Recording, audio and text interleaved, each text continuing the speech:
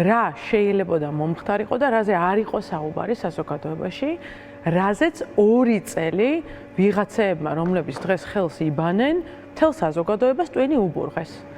ახლა გავიმეორებ იგივეს. აი ამ ცდელობიდან ახლა ნახეთ. ეს მორიგი, რასაც ვეძახი, მკვდარი ვირთხა, ქართული ოცნება როგორ მართავს საერთოდ ყველაფერს, ხო? არაფერს არ აკეთებს.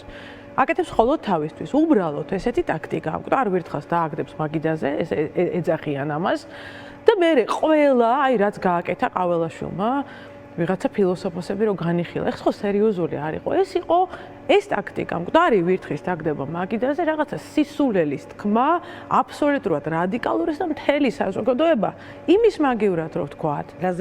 რას მოცდა იმ დღეს, ფილოსოფოსებს განიხილავდა რა უნდა. არა, იცით რა, ეს იყო, ანუ რაც არის, იცით რა არის, ბევრი სახელმძღვანელოები არის ჰიბრიდული საინფორმაციო ომის ტაქტიკაზე. ეს ახალი არ არის. ერთი კარგი არის ამ ყველაფერში ჩვენ სასარგებლოდ, ანუ დემოკრატიის მოყვარული ხალხის სასარგებლოდ. ჩვენი მოწინააღმდეგეები ახალ რაღაცებს ვერ იგონებენ. ანუ ეს არ არის რაღაცა ლაბორატორია კი არ არის ჰიბრიდული საინფორმაციო ომის. ამის უნარები ამ ხალხს არ აქვს. მაგრამ სახელმძღვანელოები არსებობს 14 თუ 16 საშუალება. ჩვენ პირიქით აქეთ ამ ხარეს, ვისაც დემოკრატია გვინდა, გმართებს მეტი შეიარაღება. ქრისტიანულადაც სწორია, ნახეთ.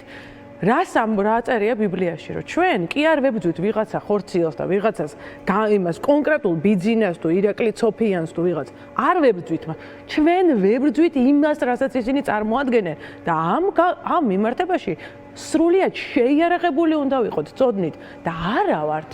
აი ხა